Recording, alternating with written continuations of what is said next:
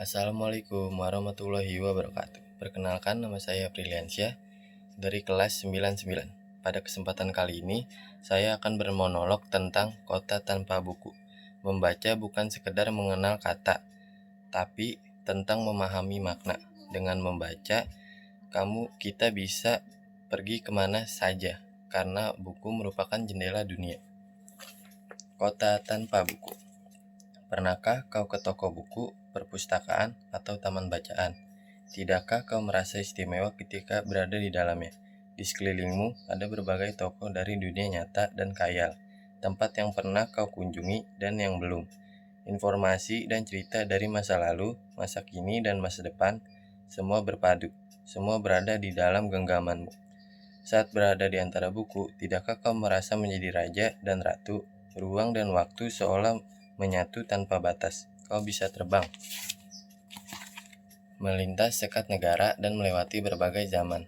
Kau bisa menyelam ke dalam samudra, melayang di angkasa, bercanda dengan aneka satwa, dan berkelana di tengah padatnya kota, juga di rimba raya. Kau tahu, buku adalah jendela dunia, kunci pengetahuan, dan pintu wawasan. Muhammad Hatta, sang proklamator, berkata, "Aku rela di penjara asalkan bersama buku. Karena dengan buku aku bebas."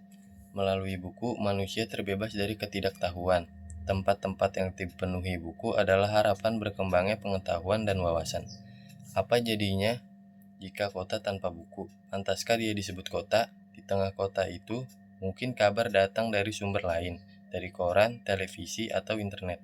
Mungkin informasi dan cerita datang dari cerita nenek moyang, bagai dongeng-dongeng sebelum tidur. Irama warga pun tiada beda. Bangun pagi, bertebaran di muka bumi untuk berbagai keperluan, untuk kembali pulang siang atau sore harinya. Setelah itu, mereka berangkat tidur dan memulai lagi hari berikutnya. Semua serupa. Di kota itu, mungkin ada bangunan bernama perpustakaan. Di dalamnya, buku-buku berderet dalam rak yang tak terjamah. Tiada tangan meraih dan membuka halaman demi halaman dengan sukacita. Mungkin juga ada tumpukan buku di sudut-sudut sekolah yang sepi dan berdebu. Jarang dikunjungi, jarang dibaca, buku-buku di sana terongok tanpa nyawa. Bagaimana dengan kotamu? Mungkin kau tinggal di tengah kota yang megah, atau di gang sempit, di desa terpencil, di sisi pesisir, atau di kaki gunung. Adakah perpustakaan, taman bacaan, atau toko buku di dekat rumahmu? Jika ada, apakah tempat itu menjadi wadah berkumpulnya anak-anak dan warga, menjadi pusat berkembangnya wawasan dan pengetahuan, atau hanya menjadi pajangan? Maukah kau menjadi orang yang menghidupkannya? Kau bisa mengunjunginya dan mengajak teman-teman membaca dan berbagi cerita di sana.